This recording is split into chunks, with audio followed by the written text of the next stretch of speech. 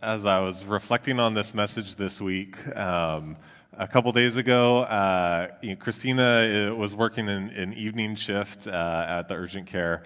So it was my job to be with the kids, go pick up our son from school, needed to get him home, eat dinner, also watch the baby, go to swimming, get my son to swimming practice, and then while we're there, it's getting close to bedtime. The baby starts like crying and screaming.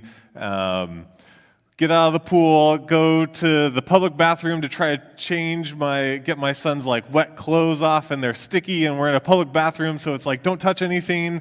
And the baby's screaming, and I can hear people outside, and I'm like, it's just like I'm not doing anything wrong to the baby. And then this bus pulls up, and there's like a swarm of people, and so it's in the midst of I'm trying to get back to the car, screaming baby, son who just needs to get home. Also, I'm like stressed out, and I'm just like, everybody is in the way. Everybody's walking too slow.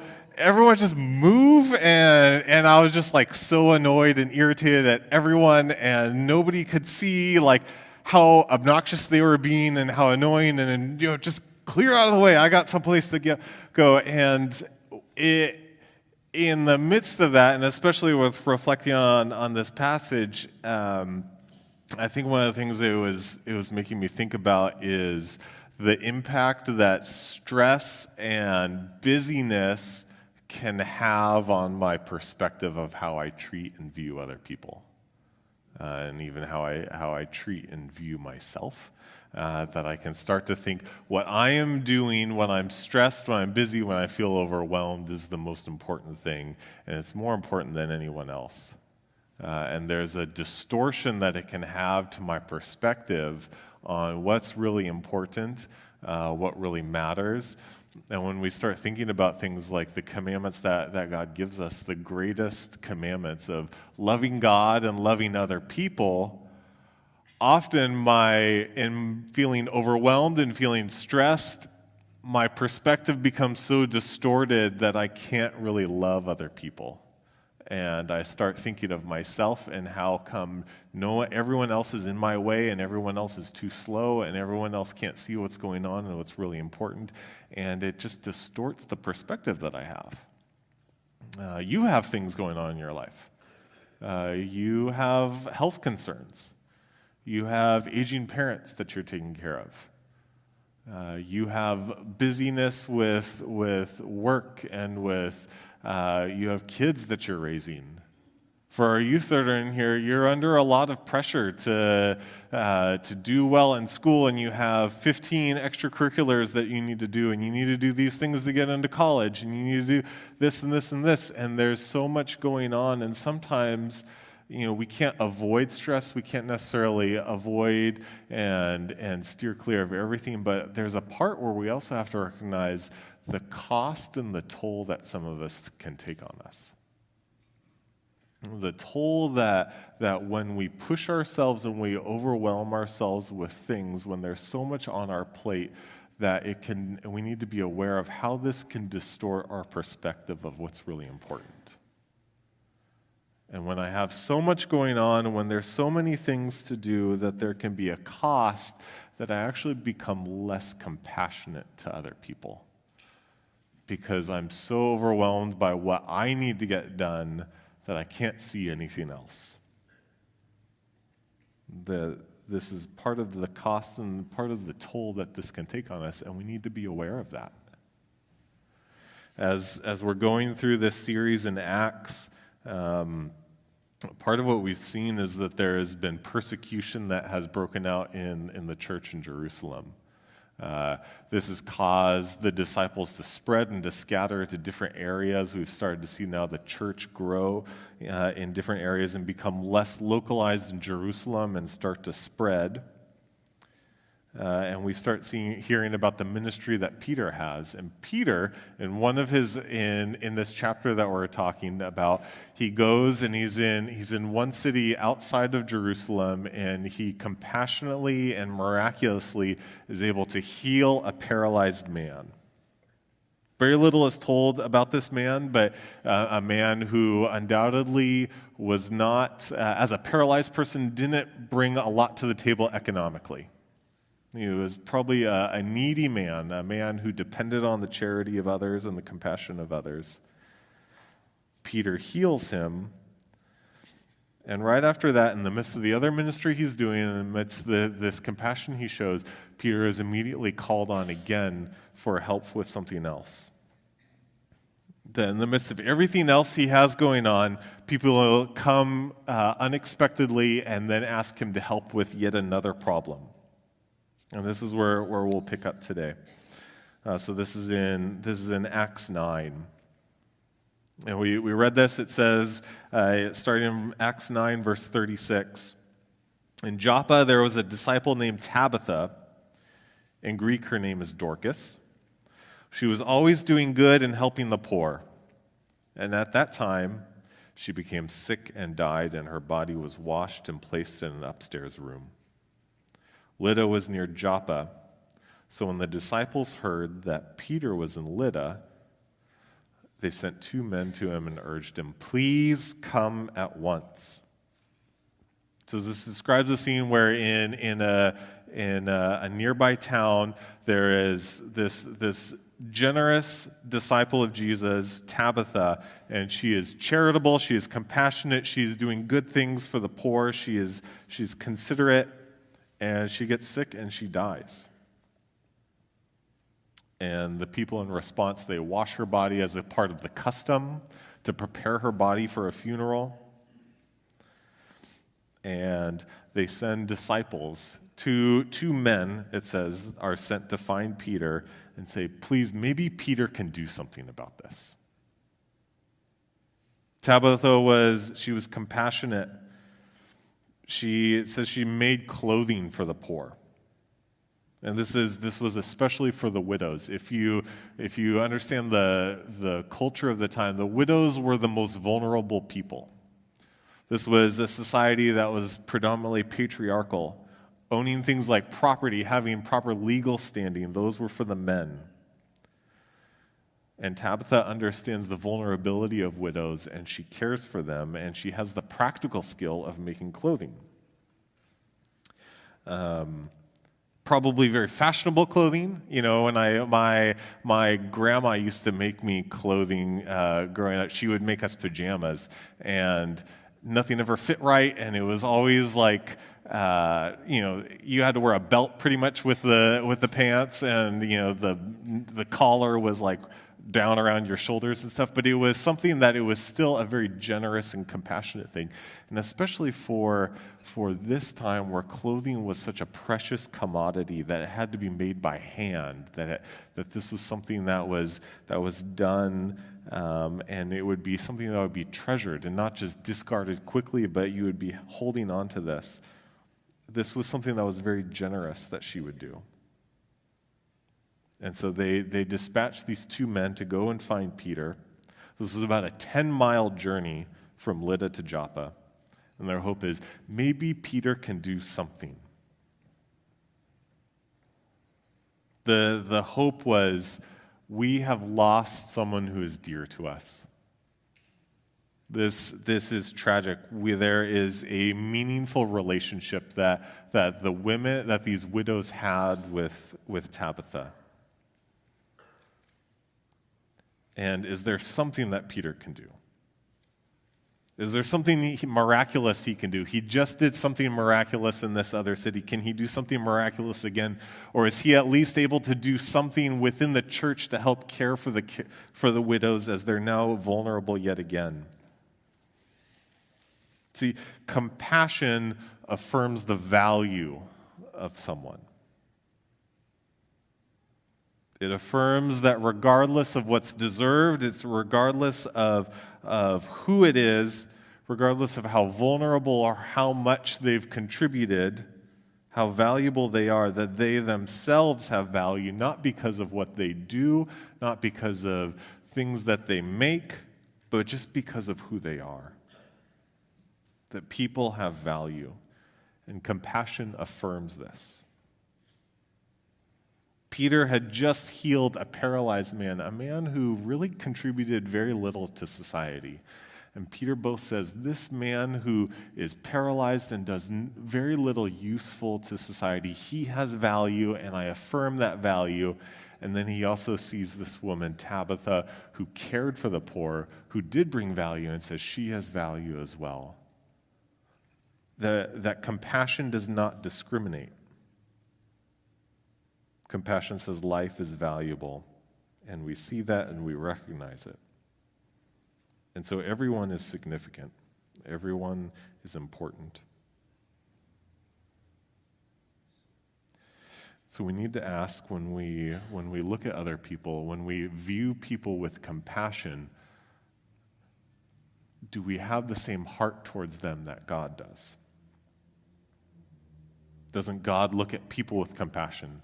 Doesn't God look at all of us and say, regardless of what you bring to the table, regardless of your standing, your status, how talented, intelligent, how likable you are, all of you, all of us have value because he gives it to us. And so when we view people with compassion, we are viewing people with the same heart that God has. You know, a very simple way that we still tend to do this in society is when you get in a car accident, what is it that usually is the first thing that you go and say with the other driver? Usually it's, "Are you okay?" You know, it's a very small gesture, but there's something about that in the stress of you just got in a car accident, you don't know how bad the damage is, you don't know, are you okay physically, or is something hurting, you don't know how much it's going to cost to do repairs, but there's still something that we recognize of saying, cars can be replaced, cars can be fixed. What's important right now is making sure, is the other person okay? And this is an act of compassion. This is an act of saying, life is more important. Life has value. I need to see the other person the same way that God sees them. And I need to say, this person has value. Is there anything that they need? Do they need help? Do they need an ambulance? And this is just a very small gesture of a way that we're recognizing the value of life and the heart that God has towards people. Part of what's difficult about compassion is that it requires often restraint or sacrifice from ourselves. You know, most of us have probably been in a car accident, and in the midst of all those feelings that come up, the stress and the anxiety there's a part where we have to restrain that and say, when we're checking to see if somebody else is okay, or part of us, we're saying, I'm trying to set aside and hold off to the moment, maybe the anger that I have towards this person. Maybe the frustration of what just happened. Maybe it was my fault, and so I'm upset or I'm stressed. But there's a part where we have to say, I'm going to sacrifice and restrain part of this for the benefit of someone else. When we care for other people, we do this in so many other ways. I think of ways that so many of you have cared for me and my family. I was thinking of examples. We have in our kitchen a refrigerator that a family gave to us. And there was a sacrifice that family made for us. Some of you know Christina works every other Sunday.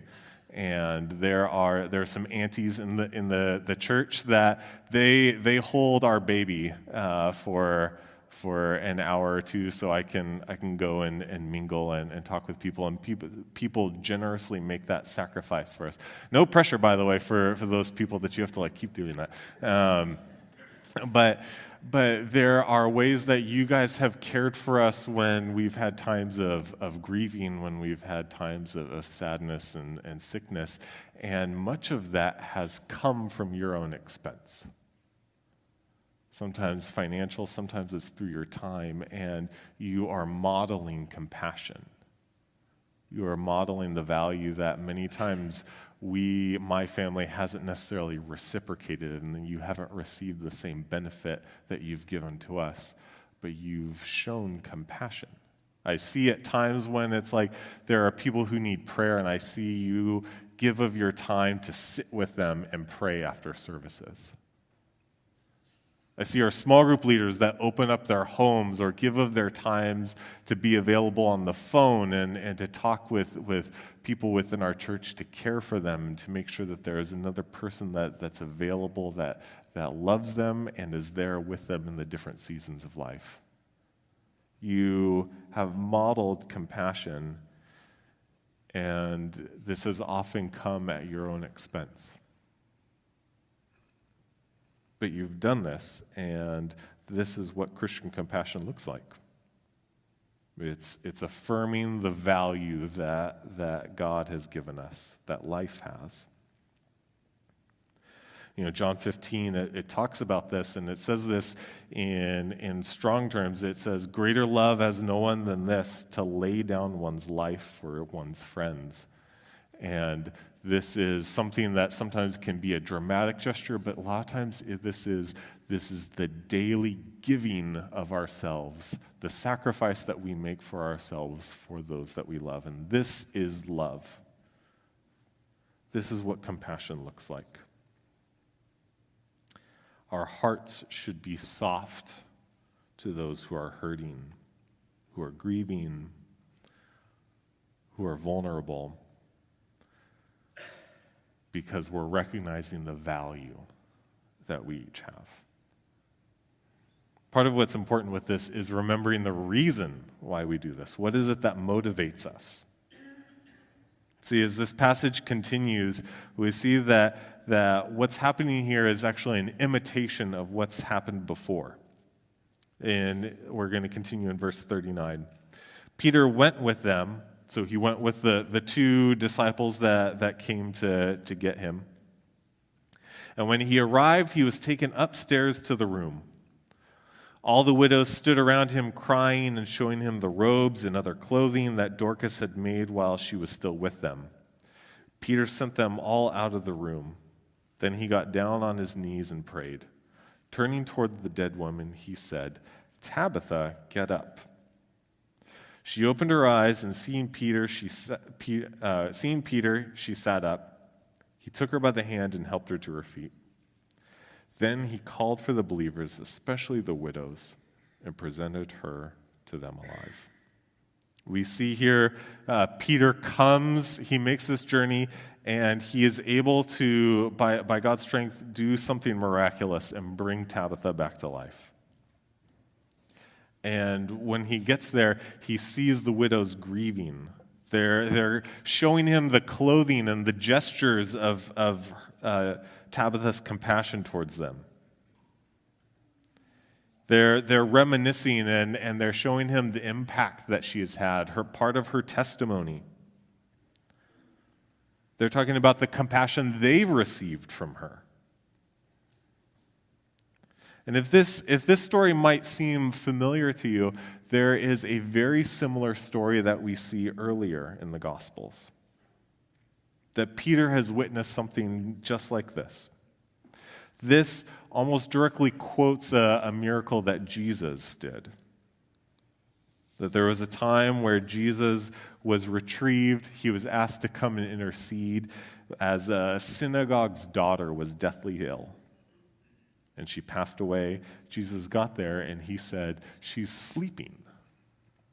And people laughed at him and he sent them out of the room. And just with a couple of disciples, he says, instead of Tabitha, get up, this child's name is Talitha, get up.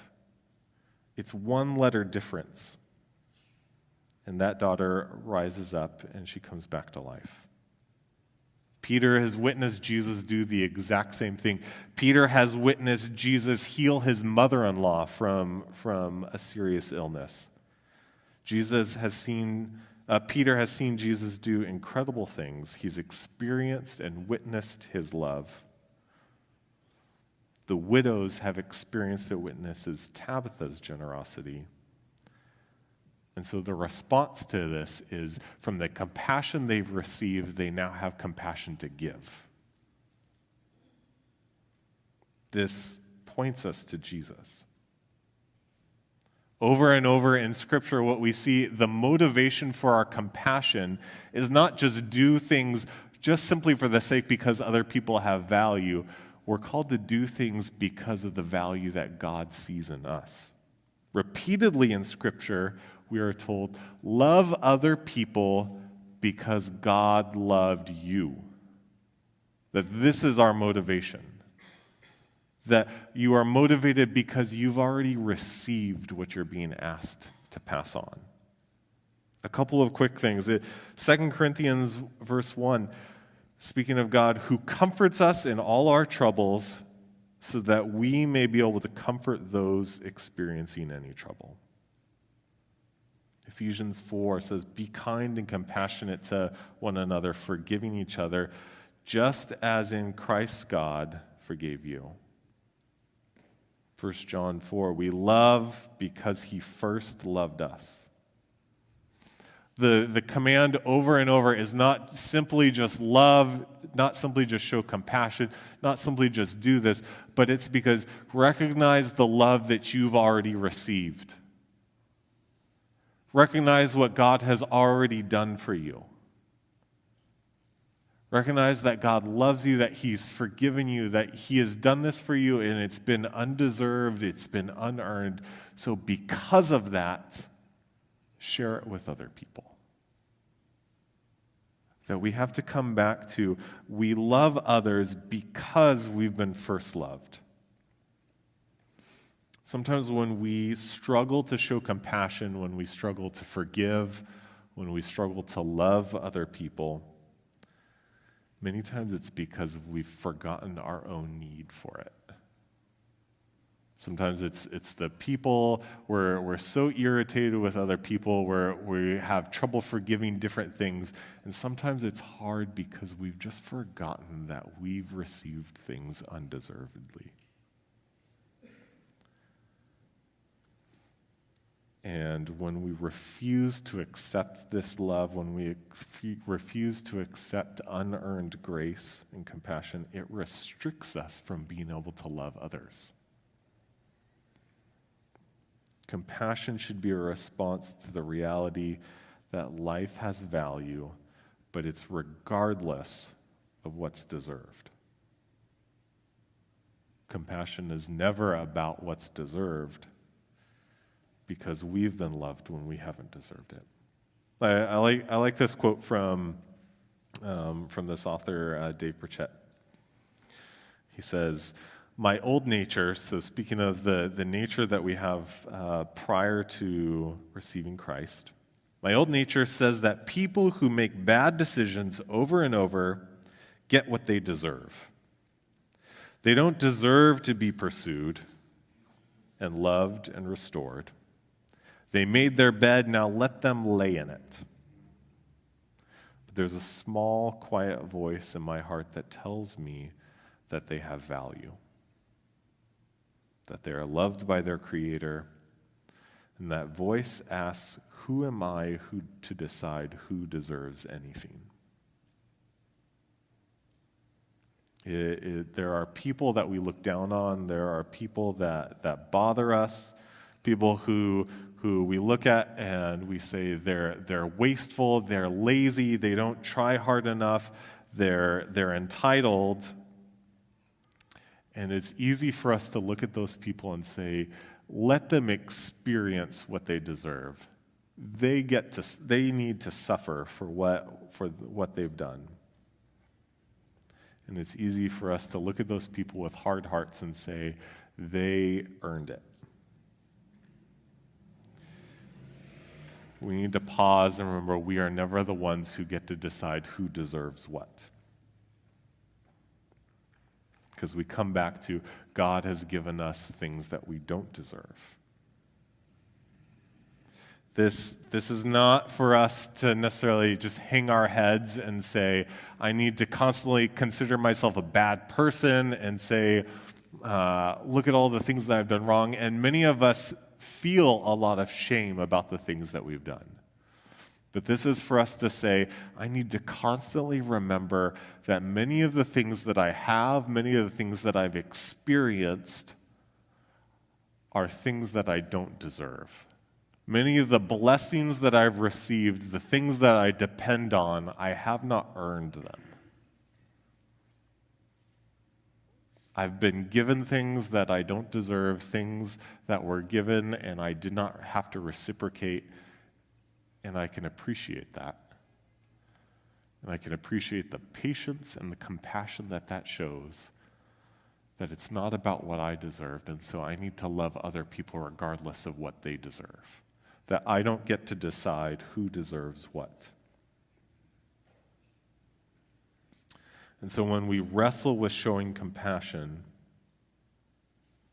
we need to remember, I've first been loved with a love that I did not deserve, and so I need to love others.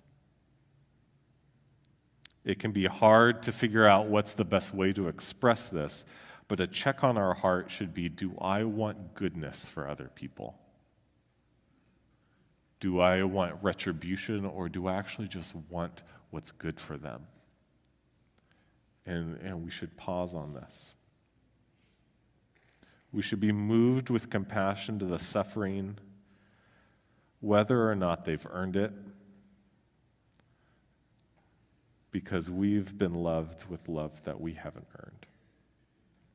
And how well we do this, it ends up impacting the testimony of the church. It impacts how well we're able to proclaim Jesus to the world. This story wraps up, and it says in verse 42, this became known, this event of the miracle about Tabitha became known all over Joppa, and many people believed in the Lord. Peter stayed in Joppa for some time with a tanner named Simon. That this story became part of the testimony of the church, and it contributed to more people knowing and trusting in the power of the gospel. That this was a miracle, and because of this, many people turned to Jesus. This shows not just the miraculous power of Jesus, but this also shows the heart of Jesus. That Jesus cares for those who whether we feel like they've deserved it and earned it or not. That Jesus is a God who is merciful. And also the church is called to be merciful. That the church is called to love others regardless of what they've earned, because life has value, and God's death shows us this. And so Peter uses this opportunity where he stays in the region and he continues to disciple people. It says he stays for a while, and these new converts that have come, he teaches them, he's training them. The power of the gospel, and many times there are miraculous times, but there's also the power of the gospel and how we treat each other. That the gospel shows us how to love others the way that God loves us. The power to love other people because we've been loved undeserved, and so we're called to love others who don't deserve it. And we're called to partake in this ministry. See, people need to experience compassion so that they can know the truth of the gospel. If we just go and say, I love you, people can hear that, but they don't know how to trust that if they haven't experienced it. We can't expect people to just believe it and be moved by that if they don't actually know what that looks like, if they haven't felt it and trusted it. And this is part of what compassion is and part of what we're called to. The theme verse for our church, of where the name of our church came from, 2 Corinthians 5:20, says, we are therefore Christ's ambassadors, as though God were making his appeal through us. There is a part where, as Christians, we are being God's representatives, and where God is saying it's through us that people should be able to experience what God's compassion and grace is like. That we can't just tell people the gospel message and hope that they understand it and hope they trust it and hope they're moved by it, but they actually have to experience that compassion. If you can think of kind of some of your formative years and what your reputation was like and how people talk to you. Imagine for some people, maybe you heard critical voices about something like your intelligence or your appearance. And hey, if you can remember those moments, and then if you can think later on in life, if you had someone who said, if you were told as a child that you're unattractive, you're too fat, you have big ears, or you're dumb, and then you get older, and then somebody tells you something like, you're beautiful, you're funny, I like you. There are times where you can hear that and you can say, I don't believe that that's true. My whole life I've been told I'm not like this, and now you're coming and you're trying to tell me something that's different. I don't believe what you're saying. How can you say that I'm beautiful when the message that I heard over and over from my parents or from so-and-so was that I'm undesirable, that I'm unlikable? How can this other person come along later in life and tell me something that's opposite? And when we hear that, there can be a part where this exposes a wound in our heart.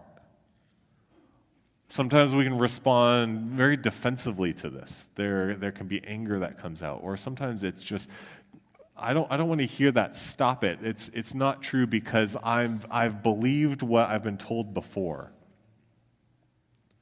There's a part of this that this is what the gospel is like, and this is sometimes what the tension is like, is if we just go and say, you are forgiven, the shame that you carry from what's happened in the past no longer has ownership over you, that you belong and you're accepted unconditionally. Sometimes this is such a foreign thing that we can't accept it. And so we need to actually experience something, not just be told it. I actually need to experience compassion in order for me to be able to receive what the gospel is telling me. If you tell me that I'm forgiven, but I don't believe it, that I've been told that I've been defined by these things in my past, I can't really move forward with that. I have to be able to experience a life of forgiveness. I have to be able to experience that somebody isn't ashamed of me for what I've done in the past. I have to be able to experience that I'm loved even when I don't deserve it. And part of what compassion is so necessary for is because compassion helps to correct these things. That we have to be able to experience what the gospel is in order for us to be able to change and to be able to trust it. In order for us to be able to experience how does God actually view me? And the church is essential for this. Because through the church, that we're being God's ambassadors to help people understand, to help each other understand this, and also to help the world understand that this is actually how God views us. It's a slow process. But compassion is like nourishing an underfed heart.